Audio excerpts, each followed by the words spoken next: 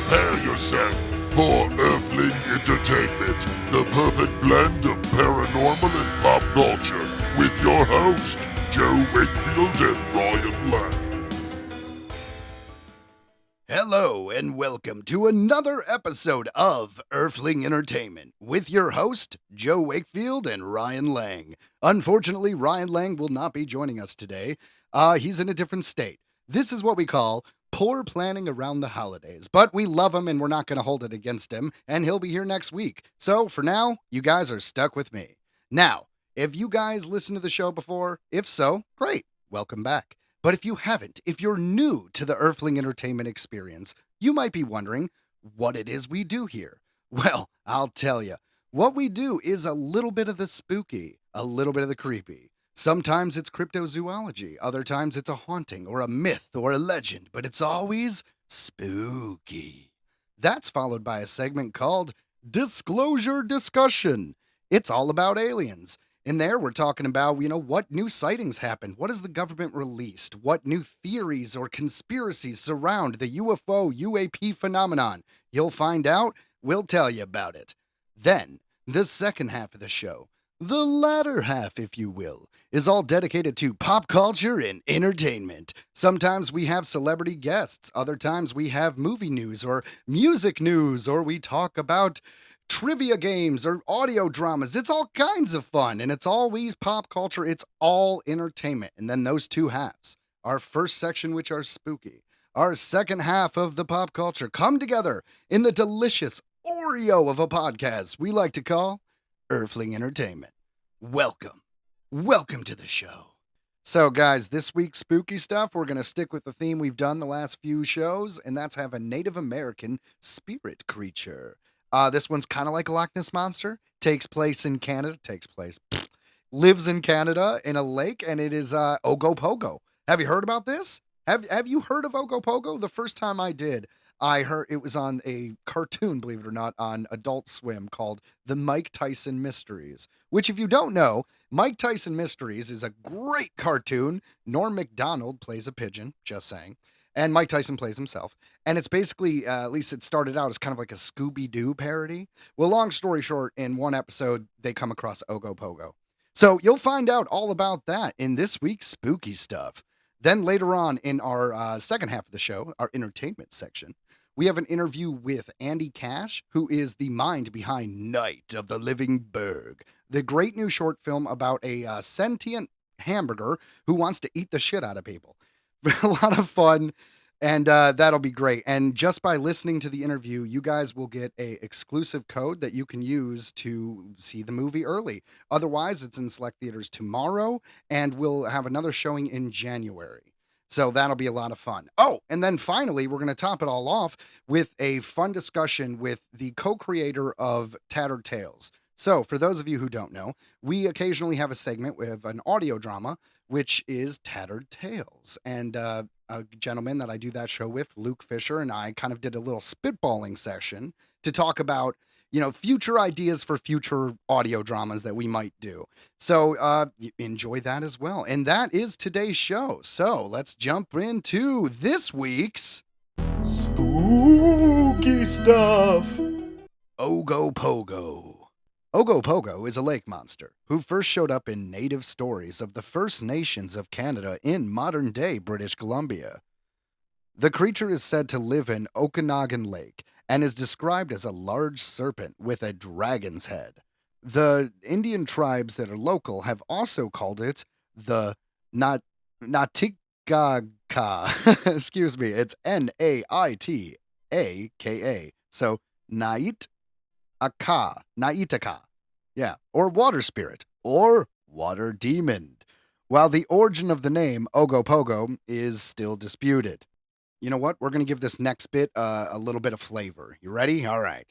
The mighty Ogopogo is said to demand tribute from anyone wishing to cross Okanagan Lake. And if nothing is offered, the person or people are drowned in a sudden storm whipped up by the creature. In the past, Native Americans would bring small animals to sacrifice to the lake before crossing, and there are several legends concerning the unpleasant fate of those who refuse to believe in the power and might of Ogopogo and wound up being drowned or nearly escaping with their lives. Like many Native American creatures, Ogopogo serves as a reminder to the people of the power of nature and how it should be respected. Sightings of Ogopogo are still reported in the present day, as recently as 2018, with descriptions of the giant water snake matching those of ancient legends. Ogopogo, am I right?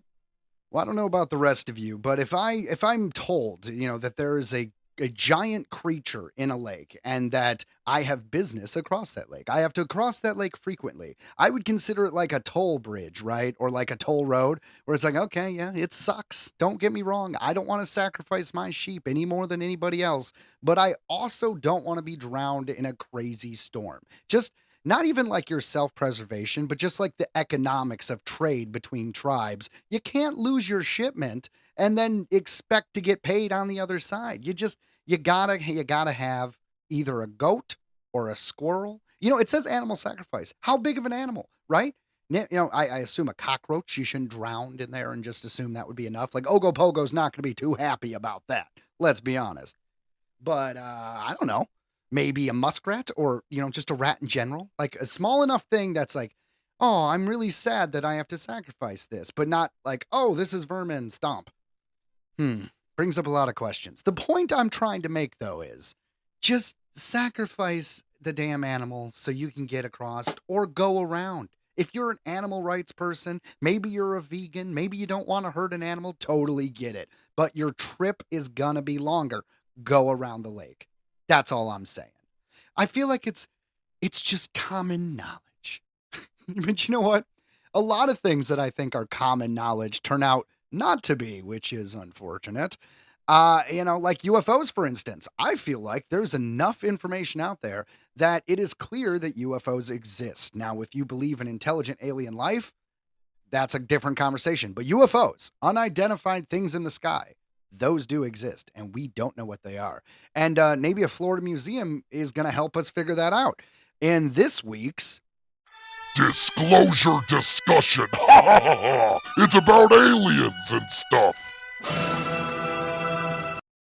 new UFO exhibit opens at Florida Museum. This comes to us from coasttocoast.com AM. A Florida museum has unveiled an otherworldly offering for patrons in the form of a fantastic new exhibit that explores the UFO phenomenon. Dubbed UFO Denial, Disclosure, Discernment. The unique showcase reportedly opened on December 1st at the Elliott Museum in the city of Stuart. Among the features at the exhibit are displays detailing the distribution of sightings across America, the changing public perception of the phenomenon, classic cases from UFO lore, and a celebration of crop circles. Just crop circles everywhere. Hopefully you give a crop. Haha. All right. Yeah, I'll admit that was a dumb joke. In a sign of the times, the showcase also features a virtual ufologist that harnesses the power of AI to provide answers to visitors' questions about the, mystery of UFOs.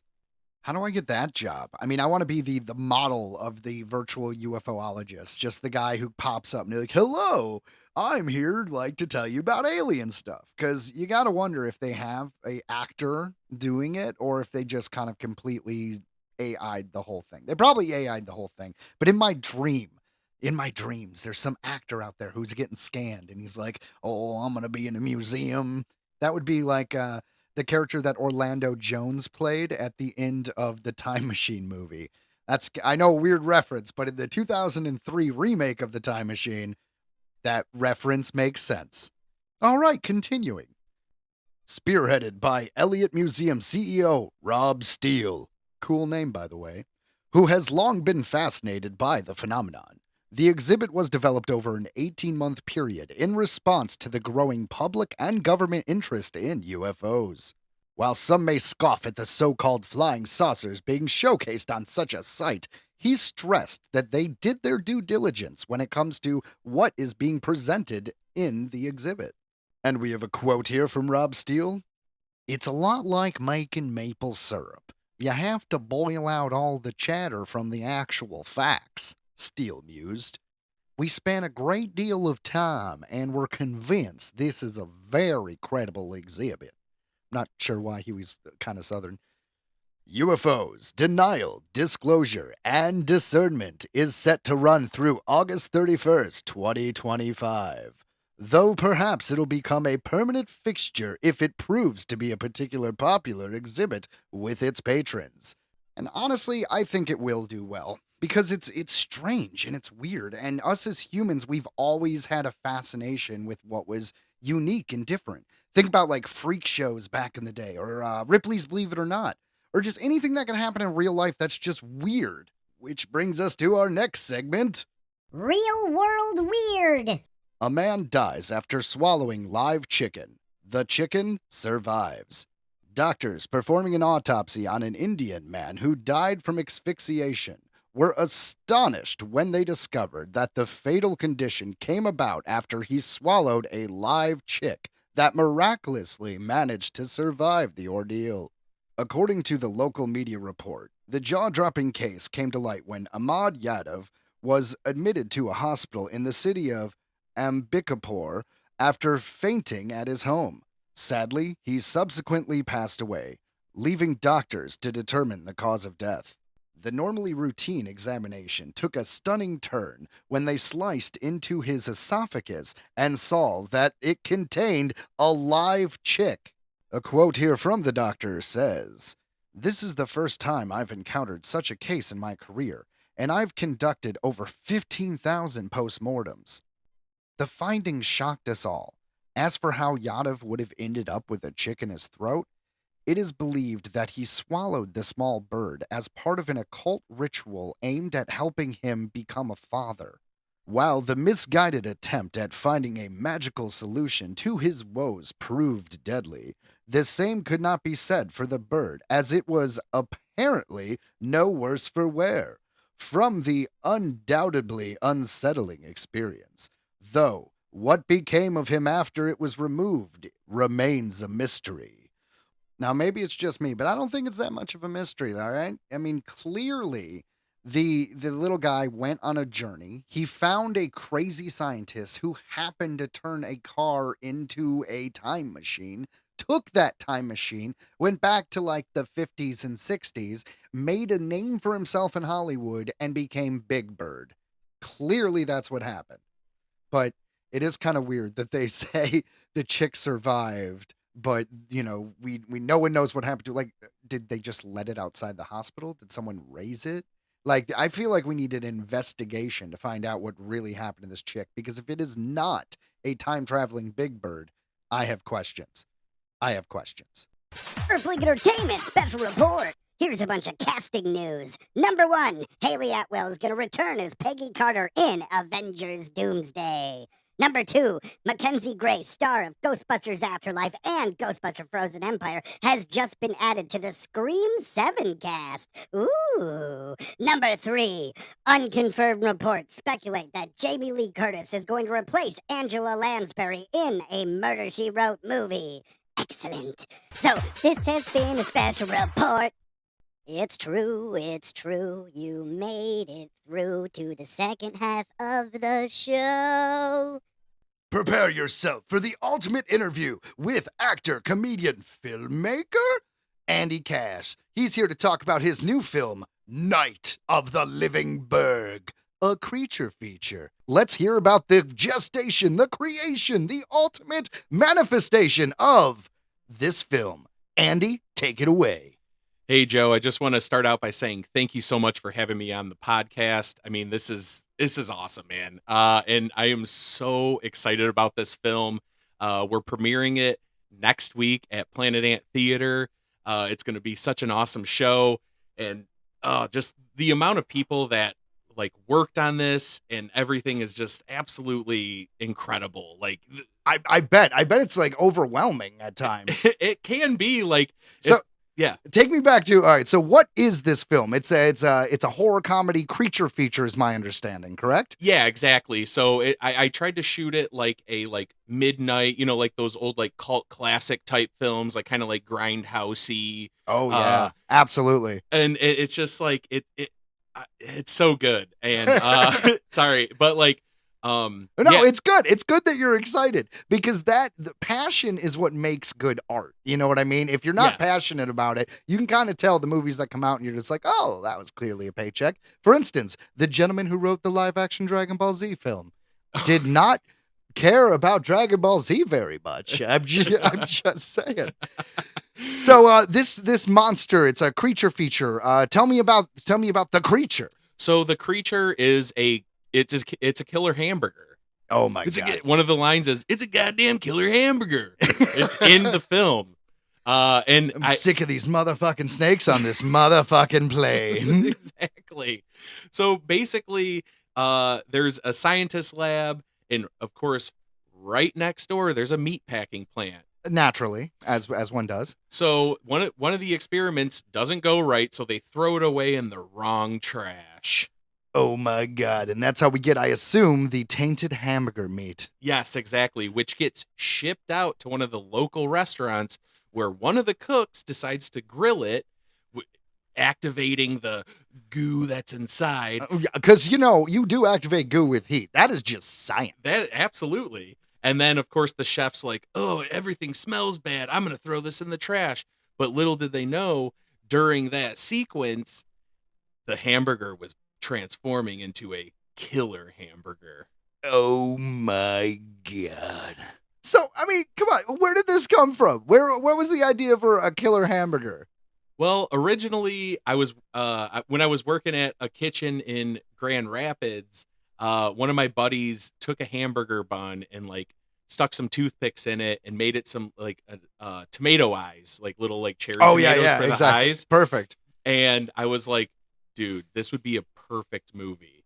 And we all started like shooting ideas across each other. We all went to the bar and we're like, "Oh yeah, this would be cool. And they should be delivering hamburgers and like, like Just they're all gonna the, get eaten while they're delivering and stuff." all the possibilities of a murderous hamburger. Yeah, exactly. And then my buddy Zach, who was working dishes, he mocked up a T-shirt for us that said "Night of the Living Burg" and it had like that model on it. Okay, nice. So he what was it? Just like a photo or something you took of it, I imagine? Yeah, it was a photo, but he's a graphic designer, so he Oh. made this whole like T-shirt about it. That's And I was like, dude, this is a perfect movie poster. yeah, like we're this- still doing this. Yeah, I was like, this needs to happen. So I ended up moving back to the Detroit area in January, and I started another kitchen job. And I was like, this place would be perfect to shoot this film. Okay. So So you have your monster, now you kind of got your location forming. Yeah, exactly. So it was all in my head. Like, I think, like this can happen.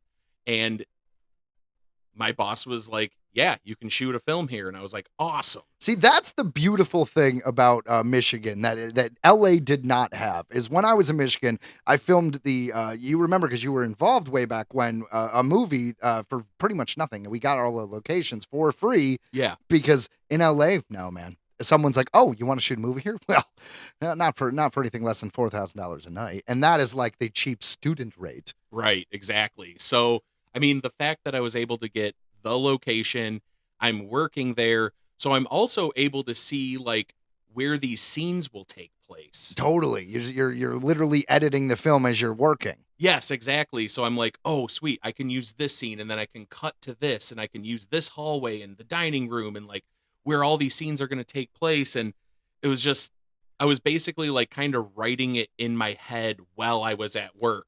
See, that's fascinating, and it's a great way to do it. I imagine that's what Kevin Smith was doing while he was sitting in the quick stop, just being like, "All right, well, that scene there, perfect."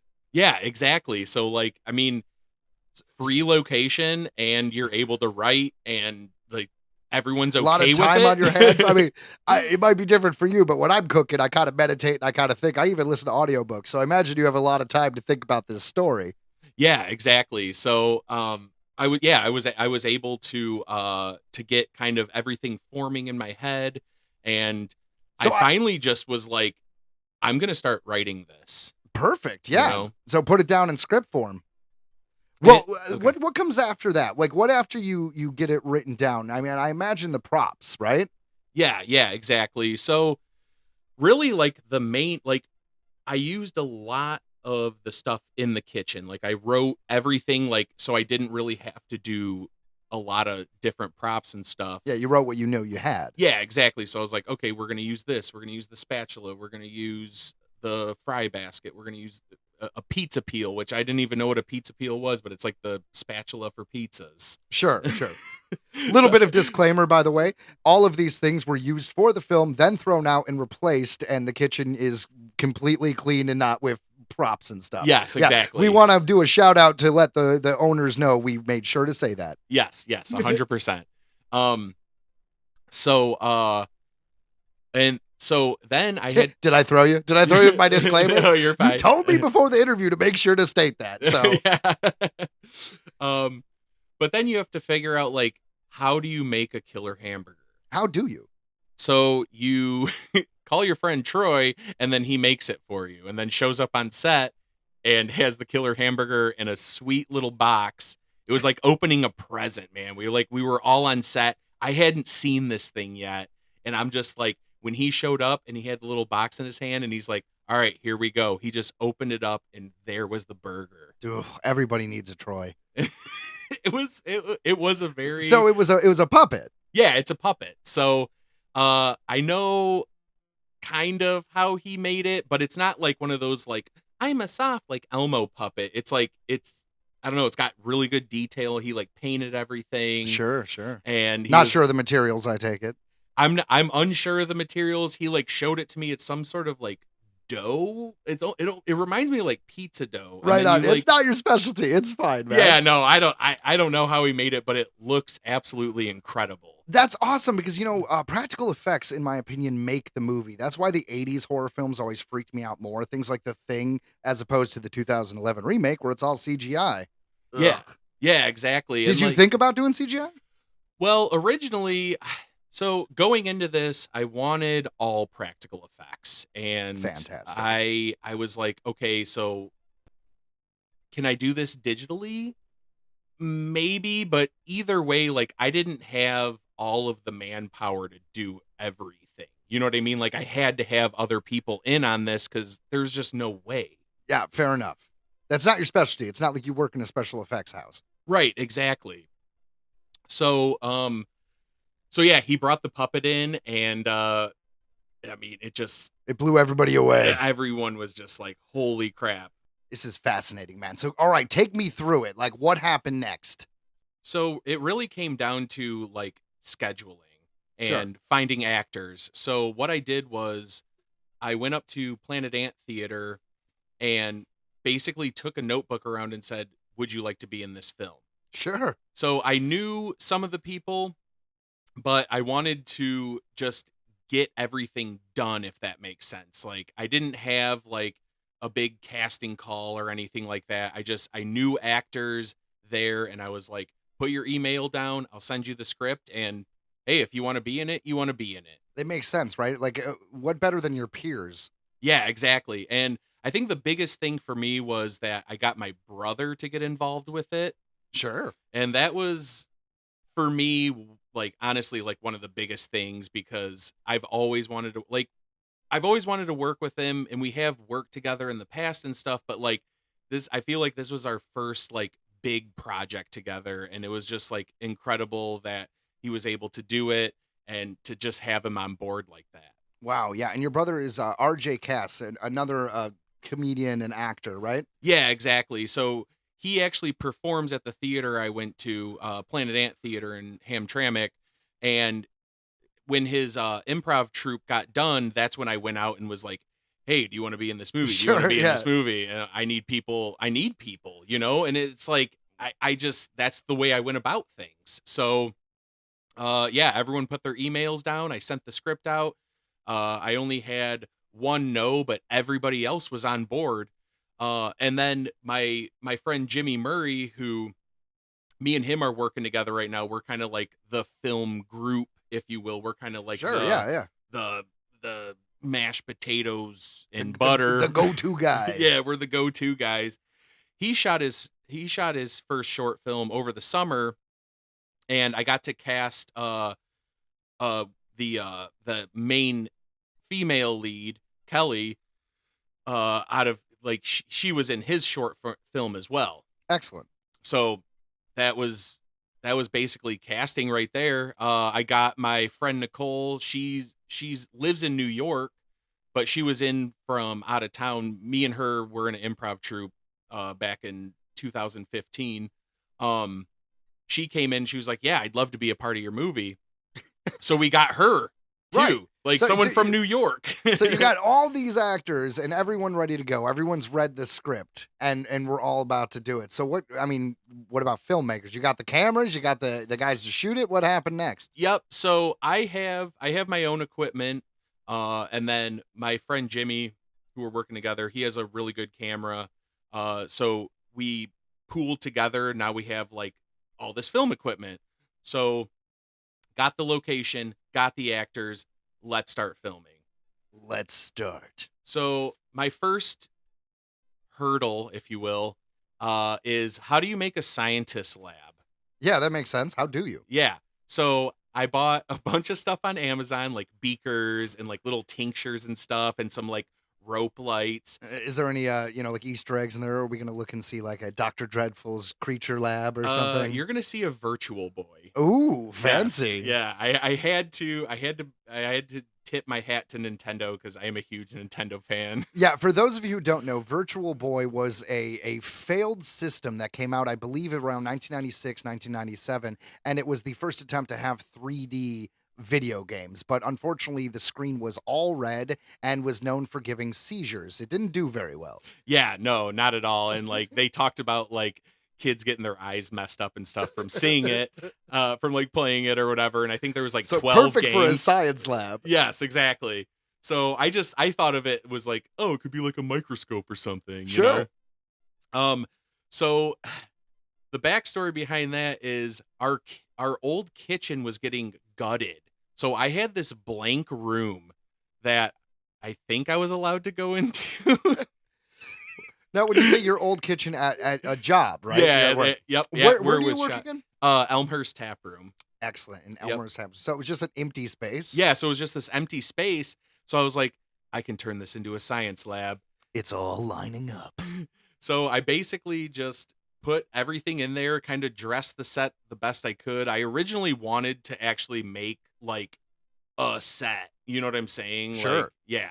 But In filmmaking, sometimes you have to cheat a little bit. yeah, so I just did the best I could. I put the lights up, I think the beaker, I got like little lights and stuff to make it look science-y and whatever. Did you get any dry ice? Do we got a little smoke action? Oh yeah, I got some dry ice for the for the beakers and stuff, and they got the little tinctures and they're The working. chemicals have to bubble. Yes, exactly. Otherwise, it's not science. yes, of course, the science lab. So yeah, and then I got like lab coats. I got like the goggles, just all that kind of stuff. Everything you could possibly need. So you're saying that you didn't really have a props and costume department? No, not at all. You were And- your props and costume department. right, and that's something I was talking about. I was like, moving forward, I'd like to have like a set designer, like an arts department, because all this, yeah, like basically was all on me. I ordered everything, I dressed everything, I got everything together. I mean, so, some of the funniest things in film school is you learn the proper way of doing everything and how you have all the departments doing their own jobs. But then as an indie filmmaker, depending on your budget, sometimes you or other people are doing multiple jobs. yes, exactly, and a lot of This it was fell your on me. baby. Yeah. Yeah, exactly. And I want, I just did literally the best I could. So I just got what I could. I ended up getting like an Amazon Prime account because I was like, well, it's free shipping. Because I'd be like, oh, I need this, but it's free shipping, so I don't have to worry about that. And, oh, I need this. Like, it's like a lot of the stuff. I love going to stores. I love everything physical and like practical, but like Some things you need in a pinch, Yeah, real quick. Yeah, exactly. And it's like, I don't know where I'm gonna find a freaking like science beaker set. You know So what yeah, I mean? you heard it here, you guys. The best prop house for local filmmakers, Amazon. I mean, and then I did check out like Screamers. Sure. That place is freaking amazing. What is Screamers, by the way? So Screamers is a all around Halloween store. It's open. And where is that located? It's I want to say like St. Clair Shores or something. It's Michigan. Yeah, fair enough. Michigan. Yep. Well, very cool. I will check out Screamers next time I'm trying to find a vial of fake blood, which is Yes. hard to find in the off seasons, I will say. Yeah, it's easy when you can just go to Spirit of Halloween, but like, yeah, any other time of the year, you're like, oh, I can't find any freaking fake blood anywhere. So like, So, and then I assume filming went smoothly, and there wasn't a single thing that happened that was negative or weird. So there was a couple. So like it's the two. We're shooting on Did a I lay Wednesday. that sarcasm on thick enough? By No, the way? we're shooting on a Wednesday. I get a call Tuesday at like 10 o'clock. One of the actors, one of the scientists said, "Oh, I got into a car accident. I don't know if I'm going to be able to make it." Oh my God! I don't know if were I'm they gonna- okay? Yeah, they were okay. Everything was fine.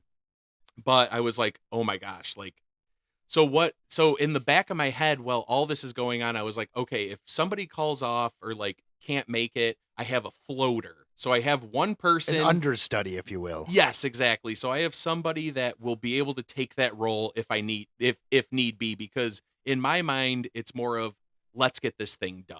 Yeah, You know what I yeah, mean? yeah. Like I just wanted to get this done and just get it out there.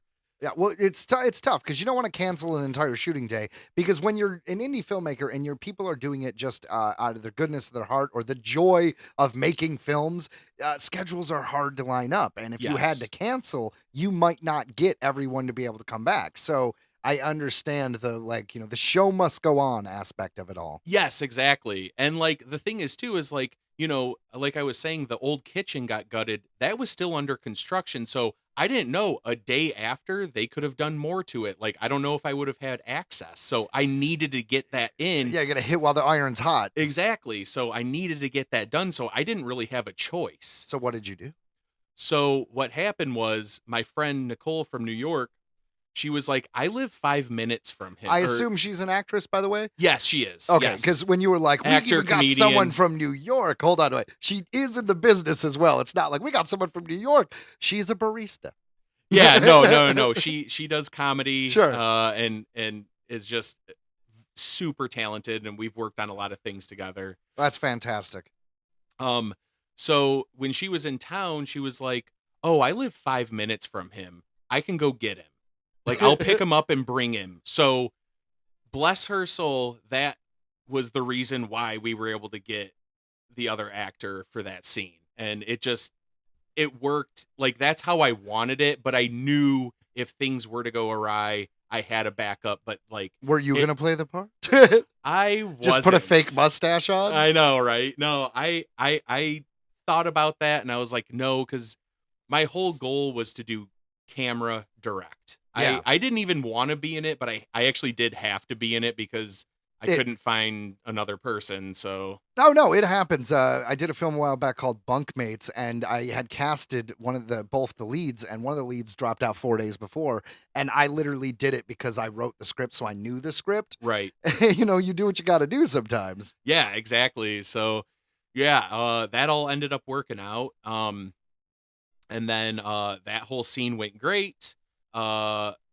Then we kind of staggered it a little bit. I think it was like the next week. We had a week off, and then we did the next weekend. So we were only Sure, so- shooting on Sundays. Only on Sundays? How many Yep. days total was this shoot? So altogether it was about 4 Sundays, which were 6 to 8 hours. And then I did like my own little, like, hey, Shoot. are you available with one per? You know what I mean? Yeah, Like, we'll call them pickups. yeah, pickup. So like, yeah, there was probably like, I'd say about 3-4 pickups. So like 8 days in total of actual shooting. Nice. So what'd you knock it out in about 2 months, roughly? Yeah. So, and the great thing is since I also was editing, I would shoot that scene that day, and then the next day start editing that. So you're doing it just like Kevin Smith, man. He edits on set as well. A bunch of actors. I mean, excuse me, filmmakers do. Yeah, and it worked out perfect because I had everything. It was all fresh in my head, and I was like, all right, I know exactly what I'm gonna do for this. So I would just get each scene pretty much done for the most part. And then, next time we shoot, got that other batch. And then next time we shoot, got that other batch. Oh, I need to add in a little stuff. Oh, I got to get this shot. And then you just kind of add it into where like you have everything, but then you're like, oh, we're missing this. I'm going to put this in. You know what I mean? Oh, absolutely. And then it helps you with not just those reshoots, but also just like when, oh, we need some music here. Speaking of music, didn't you get like you have a band or you guys made a whole song for this Yes. this Dude, show? Dude, so I was going for so Killer Clowns from Outer Space, the Dickies do the Killer Clowns, the Yeah. theme song, and I was like, oh, because I'm trying to go for like that 80s vibe. Yeah. So like I was like, oh yeah, I need to get a band to make this To song. perform the theme. Yeah. And really good friend. We did improv together. He's also plays bass in my band, Ken Soup, and his name's Sean McGinnity, and he's just like killing it with like these horror songs. So he goes by Casket Robbins on Spotify, and he's got like a song about like a freaky deaky ice cream parlor and like vampire high school. And I was like, dude, you got to do like this horror song about a killer hamburger. Yeah, like this is yeah, so you pitched it to him as like, this is your idea. Yeah, I was like, hey, can you write a song about a killer hamburger? I sent him the script, and he was like, all right, I got it.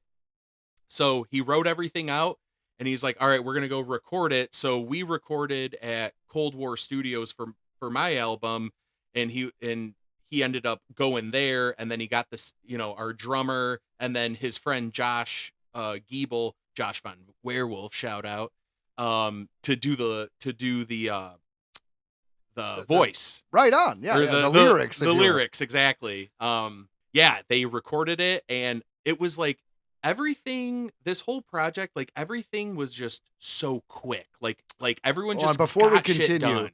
continue, I'd love to. Hey guys, we're gonna actually let you listen to the song right now.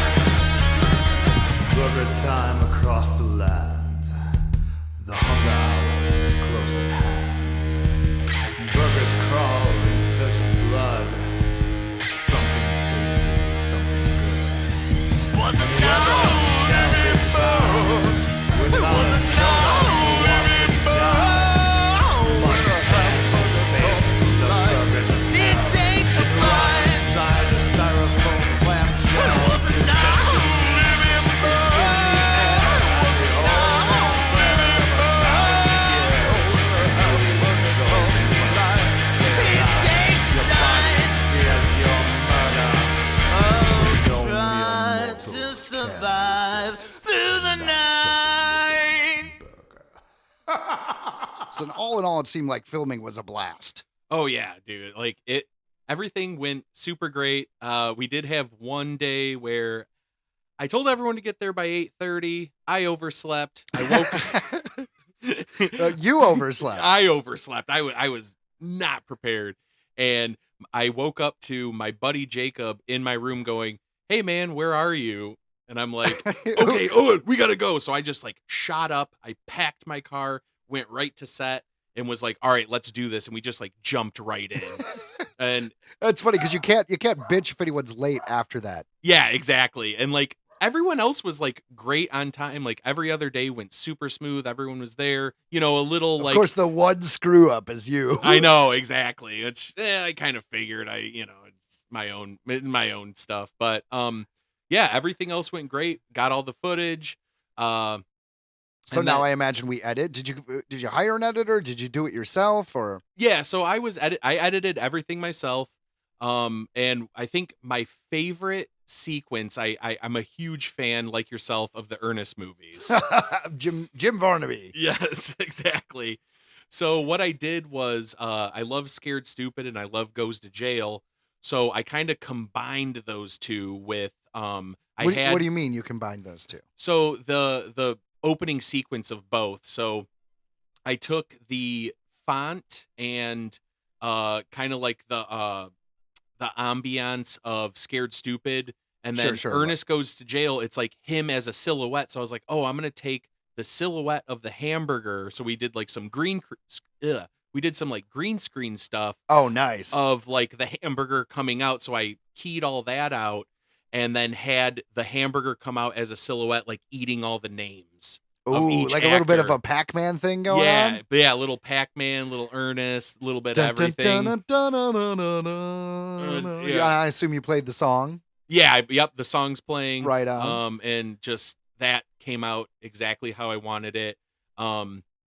And then through the editing process, I was like, I had everything laid out and I was like, okay, what do I need to add to this? And I was like, I need sounds for the hamburger. Like, Yeah, I how do you need, make a like- monster? right, exactly. I need these growls. I need these like, him chomping and stuff like that. So Troy, who made the hamburger puppet, his son actually did all of the noises. Really? So a 12-year-old kid did all of the hamburger noises, and it's like incredible. Like I'm like, how do he's you? growling? Yeah, there's like growls, and he does like little like this weird like gurgling sound.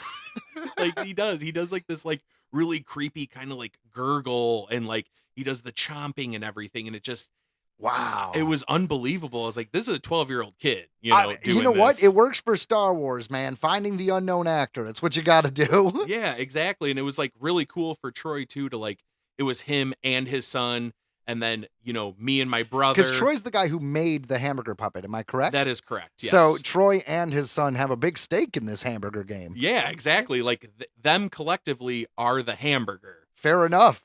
Oh, yeah, that makes so much sense. Because if you're the creator, what was his last name? Smith. Yeah, so if Troy Smith, right? If you're the creator, if you made this hamburger, getting your kid to voice it, that's kind of beautiful, man. Maybe it's because I'm a newer dad, but like that gets me. That gets me in the feels. Yeah, man. And like I Night of the absolutely- Living Burg, a family affair. It really was though. Like it was like me and my brother, Jimmy and his brother. His brother played the delivery guy, Troy and his son. Like there was just a lot of aspects here. Well, dude, I am sold. I want to check this out. Where can people check this out? So we're going to be premiering the movie at Planet Ant Theater in Hamtramck, Michigan next week, December 18th. Tickets are $10.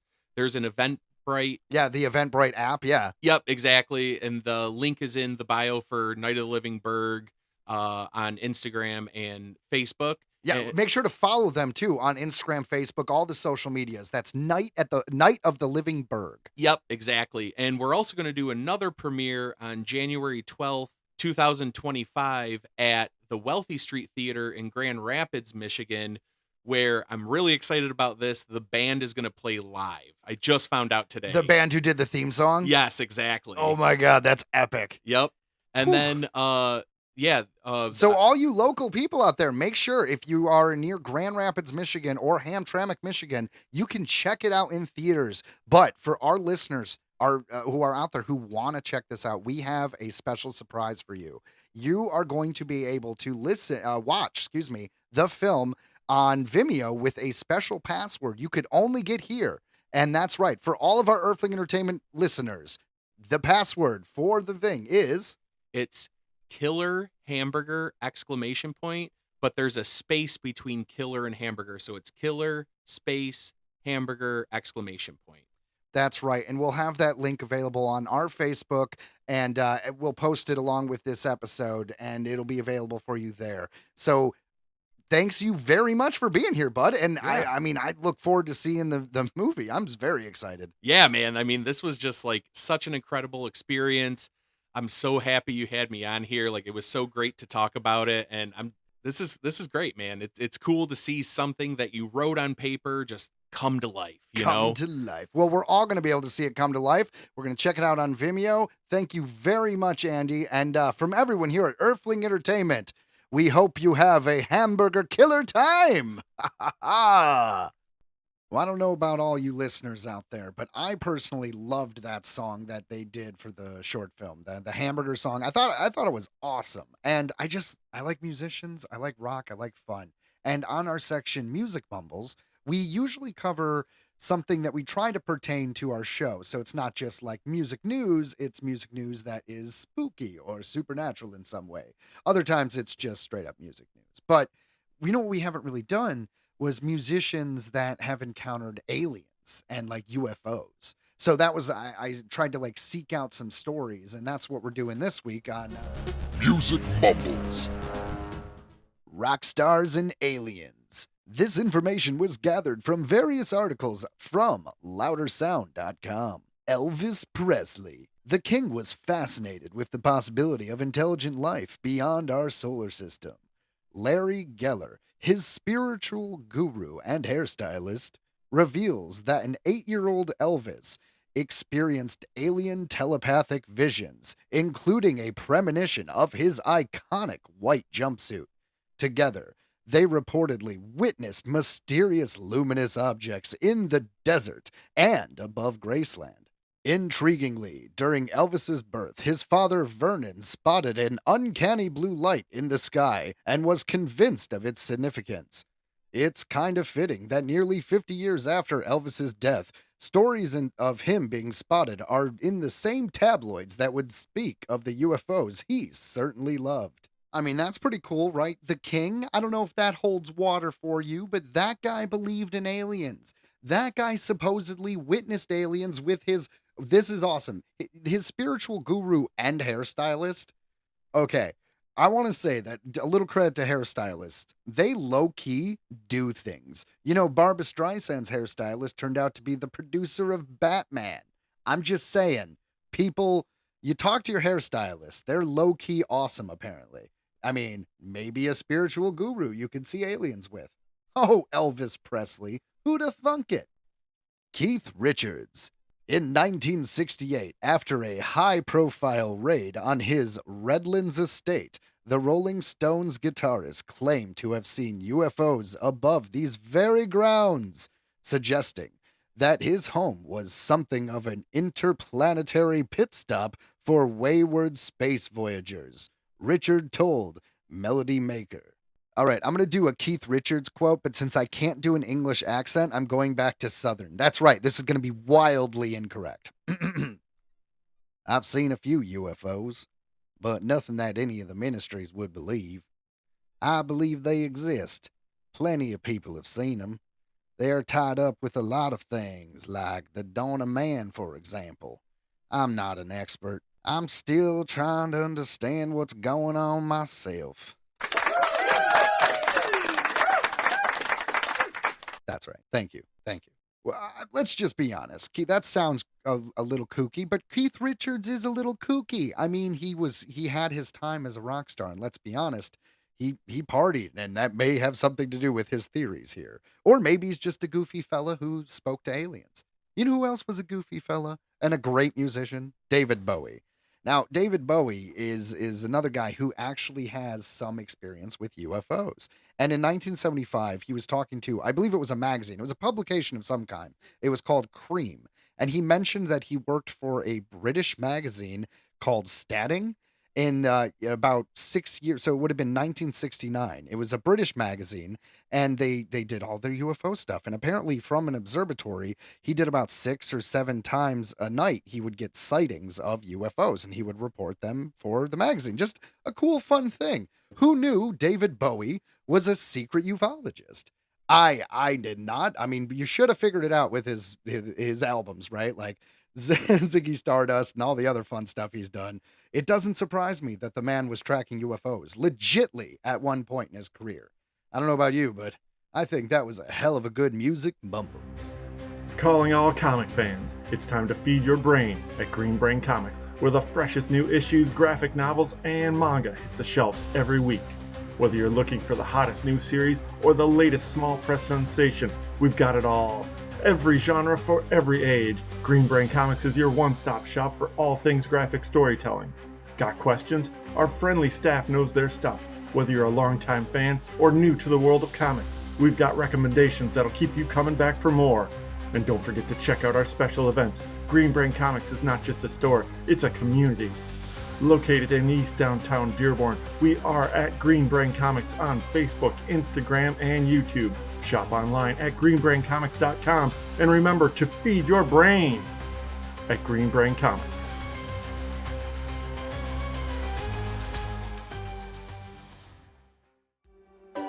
Remember that guy? Remember that gal? Well, now they're dead.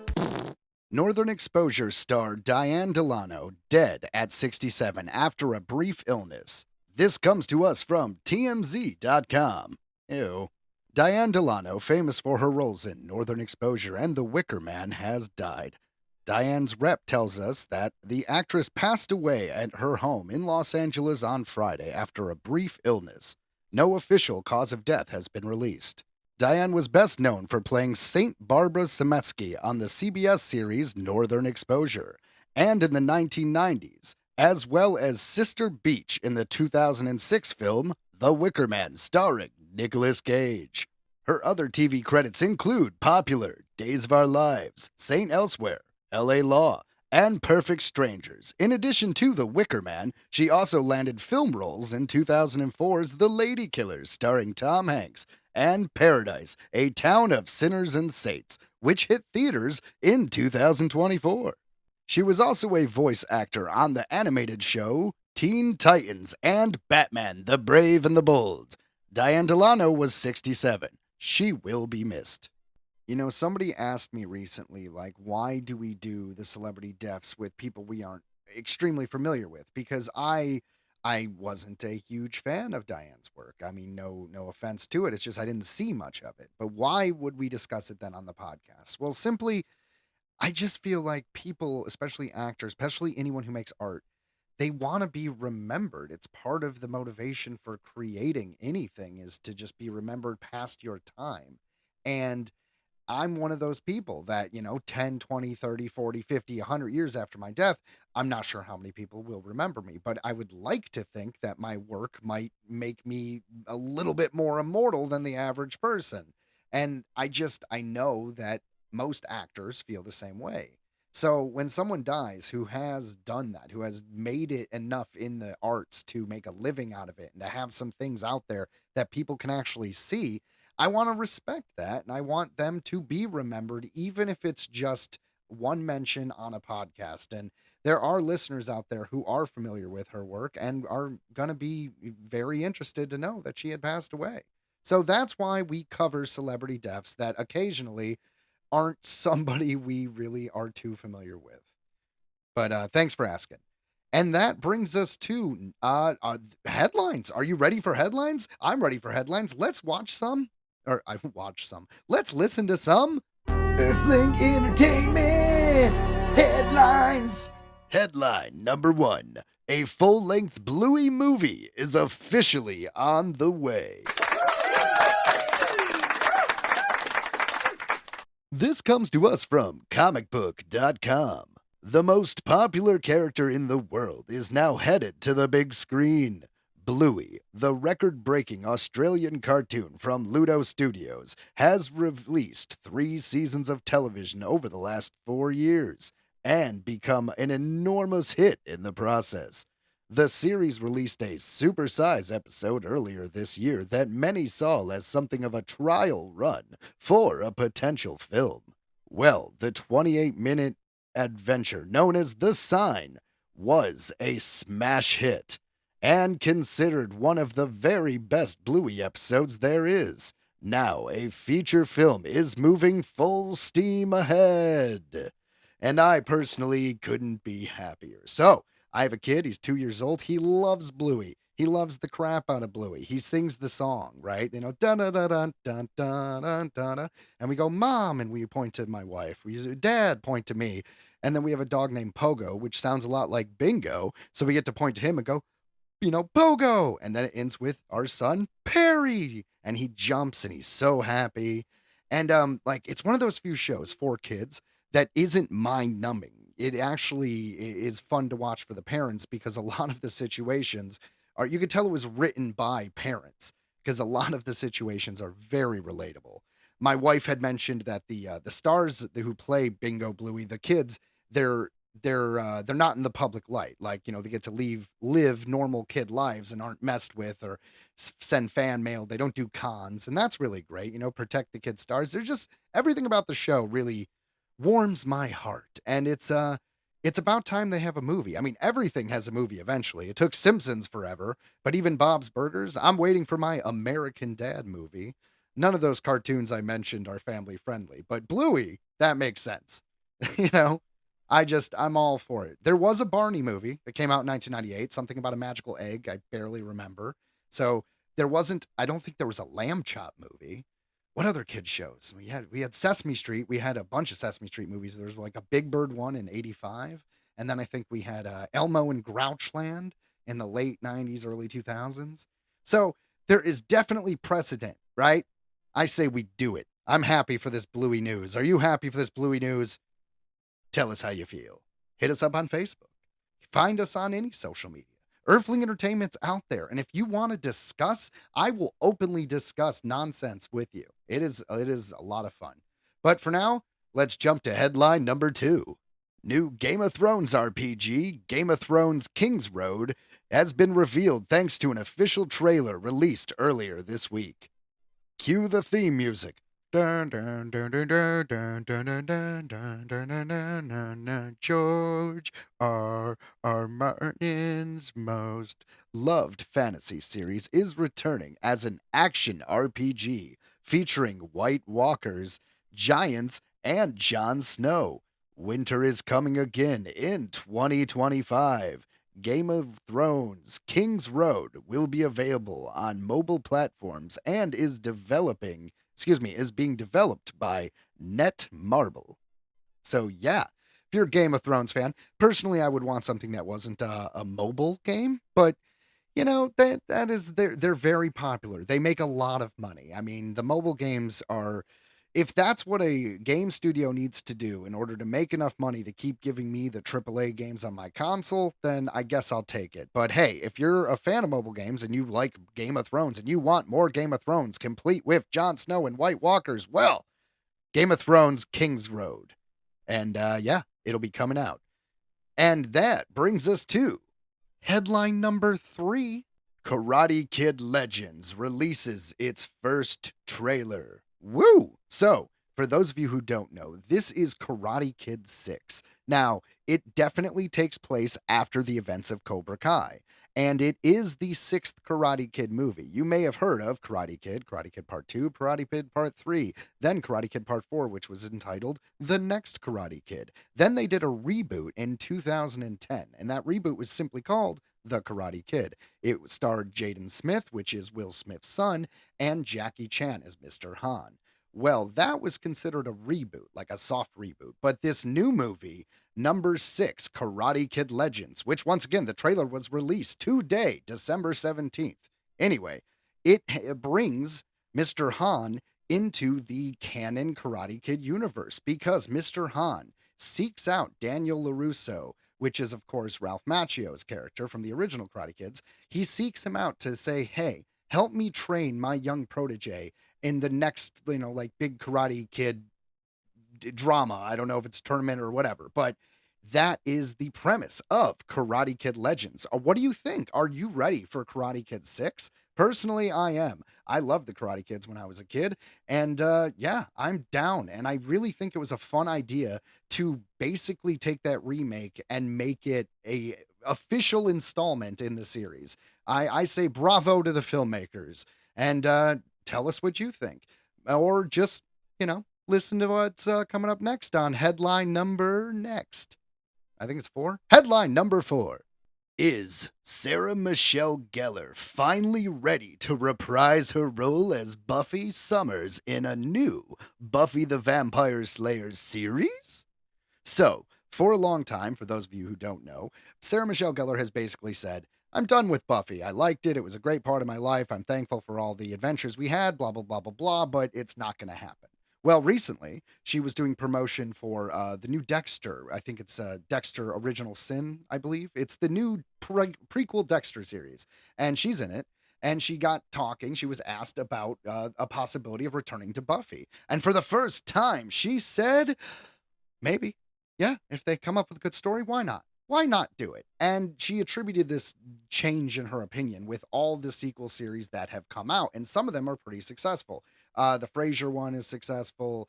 A lot of them. And iCarly came back. The Nickelodeon show from 2007, iCarly, had a sequel series that lasted 3 seasons on Paramount Plus. So it's not unheard of. And I think a lot of people would be down to see the next chapter of Buffy Summers. The show ended, I think, 2002, so it's been roughly 23 years. I'm down. I want to see the next adventures of the Slayers. Now, the question is, who's coming back? David Boreanaz? He was a big part. He was Angel, right? Well, he's gotten older.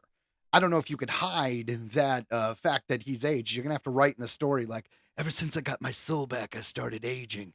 I'm still a vampire, but I think I'm going to die at the normal rate of a human.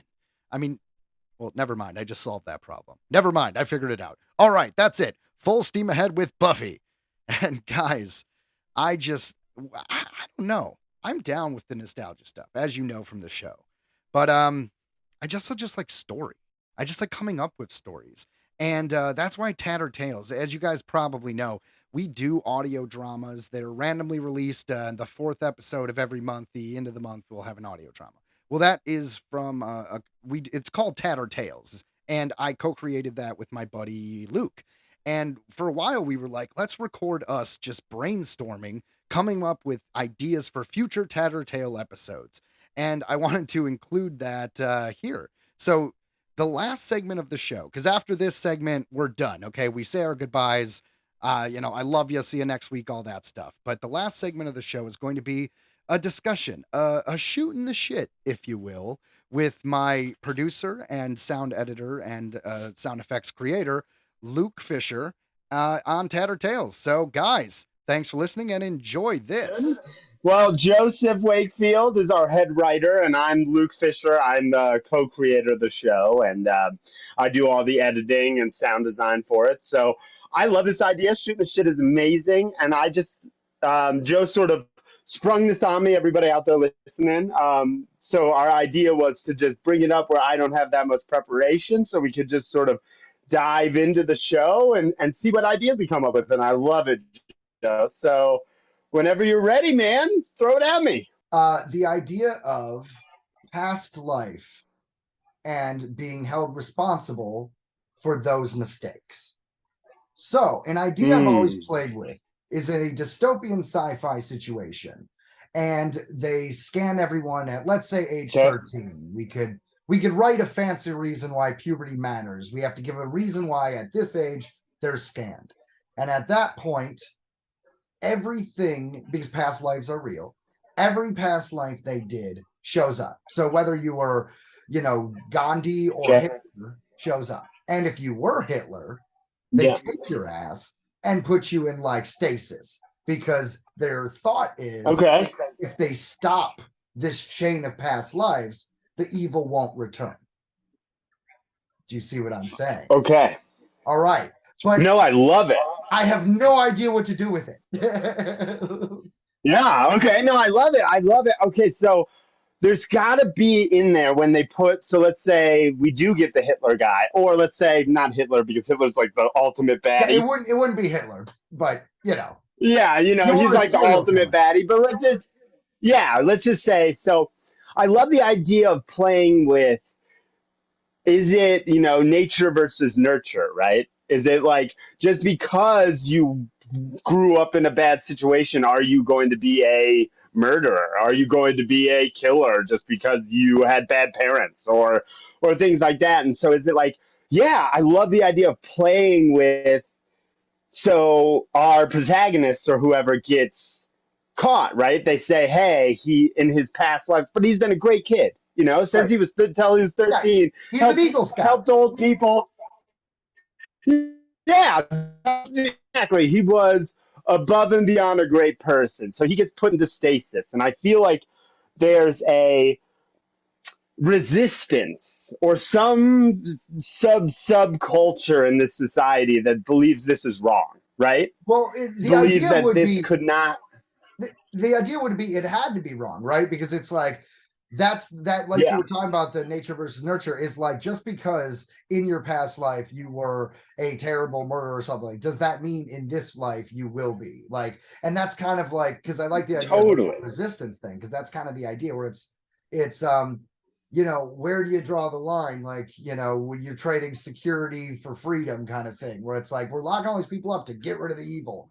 Well, yes. Tell me this 12-year-old kid is fucking evil? Like, he just helped a grandma. Like, what are you talking about? Yeah, exactly. So I feel like how the episode would start would be, you know, scene one would be sort of selection day, where all these kids are getting scanned, right? And getting basically divided into you're going to stasis, you're going to happy land time or whatever, you know, or just regular life.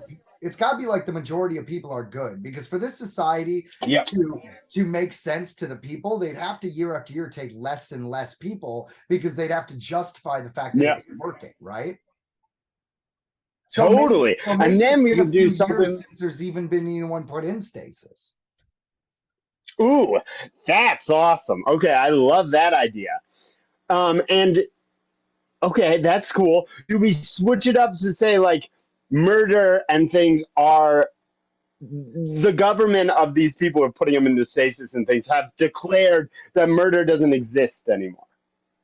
It's like, hey, we have weeded out all the bad people. Everybody's good. We're, you know, utopian society, but there actually is murders. And there are actually still are bad people and crimes of passion and all of those things. Well, see, there would have to be. So there would have to be, right? Because the people in charge have to be corrupt. So obviously, if there was a Hitler type character, then it would have to turn out like is the guy running the shit. You know what I mean? The Goebbels, like the guy who actually had the line of every baddie in the history of time lined up to make this dude. I mean, yeah, okay, so that is definitely a way to go about it. You'd have to work a certain angle for it not to be cliche, though, because some of what we're saying seems like it's too perfect. You know what I mean? Yeah. Totally. It reminds me of that movie Priest, where it's like it lines up perfectly. Oh, the vampires are supposed to be bad, but it's actually the priesthood, and then he has so that's a little bit too cliche. I would agree with that. Exactly. It'd be like, oh no. What's really happening? So, like, all right, so maybe we'll keep brainstorming because like, I don't want to get too cliche. Yes. All right, so here's another thing. If we're talking about the idea of reincarnation, like souls are being reincarnated, right? So then we can get into some really weird spiritual shit. Maybe some Eastern stuff. You know what I mean? Like, think about like, so reincarnation exists. What else could exist? All right, what about like, oh my God, the flow of energy. Okay. Yeah, so, energy transference. Well, kind of think about it, the fact that like, all right, so and I don't know the proper terms as far as Eastern religion is concerned, so I'm not even going to try. Yeah. But this so trigger warning out there, everybody. We're not Eastern philosophy majors. We don't know necessarily all of what we're talking about, but don't get offended, okay? Yes, everybody out there, do not get offended. We are just brainstorming here. We're just shooting the shit. Yes, exactly. Okay, so there's an idea a lot of times in stories and everything that come from that part of the world where energy, whether it's a dog, a blade of grass, a person, a mountain, a tree, whatever, it's all the fucking same thing. So it's like the energy of life. You know, a cow dies, it goes into the grass, blah blah blah blah blah blah blah. Right? So the circle of life is more spiritual. Got you. So what if they've been doing this thing for about like 100 years of scanning people and putting them in stasis. So what would happen if you're taking energy out of the equation? There's not enough to be recycled. So if it's not being recycled, what would happen? Would it be not as many plants are grown? Would it be massive drought? Would it be animals born with only more earthquakes, arm missing or something? You know what I mean? There's not enough energy going back in. You know, it's kind of like that idea. Like us sucking up fossil fuel. You know what I mean? Yeah, totally. I love that idea because then you could play along the lines of like the government or whatever, the higher up people are lying, saying that the energy's fine. Like they've done the meters, they've looked at it, it's fine. But in reality, it's like you gotta take all the bad with the good, right? You know, it's like just because the energy is transferred like that and is moved in through a different. So if you take that away, like this government is saying it's fine, we're good, but if you take that away, there's so many more problems that fall like dominoes, which I think is an interesting idea. Their way of society is siphoning off something, taking it away. It's totally parallel with what we're doing. And then global warming isn't real. So like in their world, like don't worry about they got to come up with a name for it. Energy transformation isn't real. Energy transference isn't real. The depletion isn't real. The depletion isn't real. So I love the setup. Where do we have an underground team? Is it like a SEAL Team 6 that we're getting people out? Is it more of like a political game? What do you see going on there? All right. So here's the thing, right? If this is happening and has happened for 100 years, then you can imagine that there'd be sections where all the government would be, with all the best resources, whether it be a walled off city, a dome city, an island, whatever. They're taking advantage while everything else is dying. Right? The crystal city in the sky sort of vibe. I got you. Well, the rebels got to live in the fucking in the worst place. Then that's where they'd be hiding. In the swamps, dude. Yeah. Well, wherever shit was dying off or being like whatever the wasteland was or is. Yeah, is. I love that. Okay. Oh, and then you do. This is very classic. Okay, this isn't like a super original thought, but like then the government in these domes, these walled off cities, just straight up say to everyone, you can't survive outside in order to keep their people in check. Yeah, that's true. Yeah, and then you make it sort of like, don't go to the Badlands. The Badlands are so bad. It's like, if you go out there, you'll die from whatever, poisoning, or you'll never come back. You'll go insane. The cannibals. Yes, or if you're out in the wasteland too long, you become insane and then they eat you, or you become like the gray men or something. I don't know, but like some sort of disease. Is it like, all right, so is it like a parallel Earth where it's pretty much Earth in this weird dystopian future, or is this a different world, a different planet? Because if that's the case, we can put fantasy ass shit out there, like out in the wasteland. That's kind of cool. Like a fucking Yeti dragon or whatever the fuck it is. Yeah, dude. Yeah, I kind of like that. We could do like a weird griffin thing or something with like 12 heads. I kind of like that idea. I mean, has the energy. Go ahead. Go. No, because the transfer of energy thing. What if the energy's gotten corrupted because there's not enough? And so it's like, instead of having a cow with one arm, it's cows with like lions' fucking teeth. And they like start becoming carnivorous or something along those lines. The only way to make that would work in this narrative, though, is because that would be adding things, not taking things away.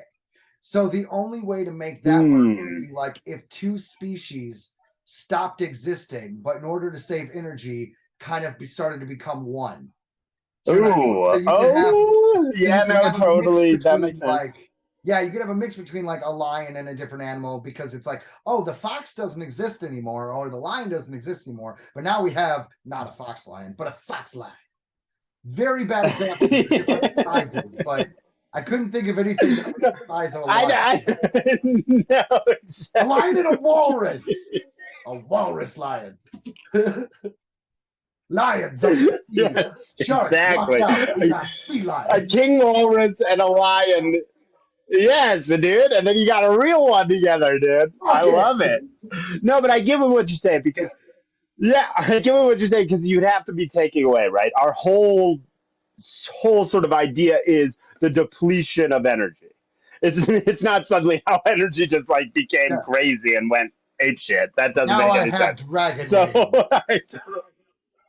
yeah, it's like, wait, what? I thought energy was going away. How did they suddenly like manipulate themselves into like something completely different? No, I love that. So I always love, in me personally, I am such a fan of the let's get the team together trope. Any movie that's like that, I'm just like, dude, I'm in. Like, it doesn't matter. Like, if it's, if it's an Ocean's movie. Yeah, so I'm thinking there's got to be some sort of priest or something that was in this higher up Crystal City people who goes, I'm going to investigate. This seems wrong. We're running out of food. I've been privileged enough to be in this world, but I have to go see. Like, this is crazy. So him, maybe a Samwise character in there too. I don't know. But like somebody that they're like, okay, we got to go investigate. They go out into the wastelands and they meet the wasteland people or the resistance or whatever it is. And they go, hey, this is what's really happening. There's walrus lions now. There's like, if we go that route, if we go that route, or there's like, there's insane shit. Yeah, exactly. But there's no whales. There's no fish anymore. There's no, like they're eating these really diseased cows or really diseased chickens or whatever it is, or trying to farm with nothing they have. And so they're like, we have to balance the force, really, or not. That's shitty. Yeah. Star Wars is going to get mad at us. We got to give the balance the energy. Yes, exactly. We got to give Mother God, and there's now a new religion maybe in this resistance that is going back to like Darwinism, or not Darwinism, the Taoism. Like your experience with the world is being with the world, not taking things away from the world, not destroying something. It's just being in it, and you just have to take the good and the bad. I love that. I love that. And so they want to go because, I mean, obviously it's Fern Gully. It's Avatar. It's that's what I was just about to say. That's just what I was about to say.